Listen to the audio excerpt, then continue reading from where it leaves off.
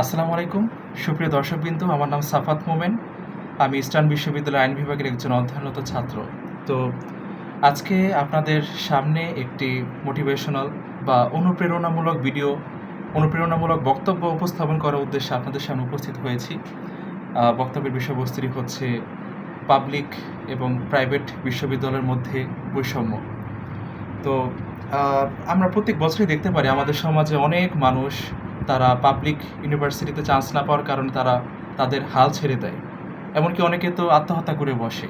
তারা কতটা যৌক্তিক বা তাদের মধ্যে কতটা সঠিক ধ্যান ধারণার অভাব থাকলে এরকম কাজ করতে পারে সেটা নিয়ে আজকে আলোচনা করব।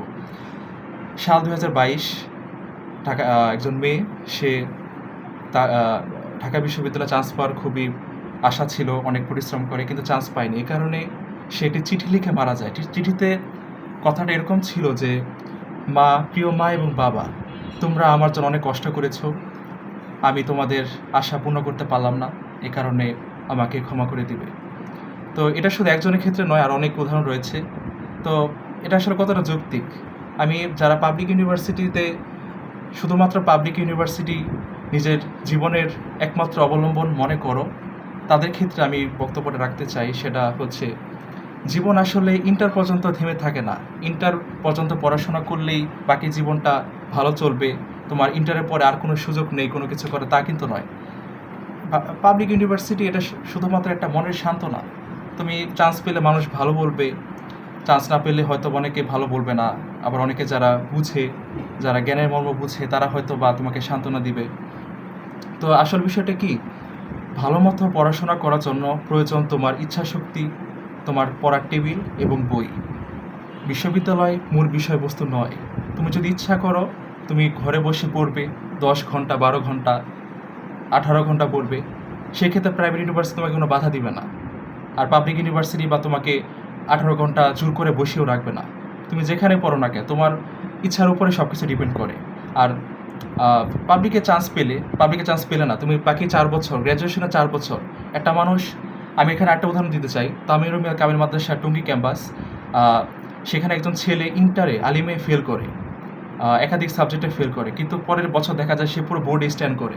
এর মানে কি, এক বছরে মানুষের মেধা এখান থেকে এখানে নেওয়া সম্ভব, একদম লো থেকে হাইস্ট পর্যায়ে নেওয়া সম্ভব। সেখানে তুমি গ্র্যাজুয়েশনে 4 বছর আছে, এই 4 বছরে তুমি তোমার মেধাকে কোন পর্যায়ে নিয়ে যেতে পারো একটা আবার চিন্তা করো। তুমি পাবলিকে চান্স পেলে না, তোমার সামনে আরও 5 বছর পড়ে আছে। গ্র্যাজুয়েশনের 4 বছর, মাস্টার্সের আরেক বছর, 5 বছর। 5 বছরে তুমি পুরো দেশকে পিছনে ফেলে দিতে পারো। তো সেই ক্ষেত্রে তোমার ডিটারমিনেশন প্রয়োজন। সবসময় ডিটারমাইন্ড থাকার চেষ্টা করো। কোনো ক্ষেত্রে কোনো জায়গার সাথে কোনো জায়গার বৈষম্য করবে না, ঠিক যেমন পাবলিক এবং প্রাইভেট।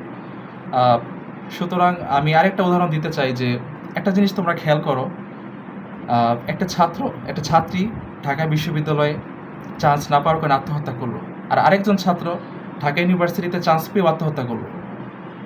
আমরা 2023 সালে আমরা দেখতে পারি যে একজন ছাত্র ঢাকা বিশ্ববিদ্যালয়ের 3য় বর্ষে সে বিজয় একাত্তর হল থেকে লাফ দিয়ে সুইসাইড করে। তার কিছু ব্যক্তিগত দুর্দশার কারণে সে করে। তো এখানে দেখো, একজন চান্স না পেয়ে সুইসাইড করে, আর একজন চান্স পেয়েও সুইসাইড করে। এখানে কিন্তু ভার্সিটিতে চান্স পাওয়াটা আসলে জীবনের সব কিছু না, এখানে কিন্তু বোঝা যায়। তো সবার উদ্দেশ্যে এটাই বলা যে, তোমরা পড়াশোনার উপর অধ্যাবসায়ী হও, তোমরা শিখার জ্ঞান অর্জনের উপর অধ্যাবসায়ী হও, কোনো বিশ্ববিদ্যালয়ের উপর না, কোনো চাকরির উপরও না। যদি মেধা থাকে, এক্সিলেন্স যদি থাকে, সাকসেস তোমার পিছনে দৌড়াবে। সুতরাং এক্সিলেন্স খুঁজো, সাকসেস নয়। ধন্যবাদ।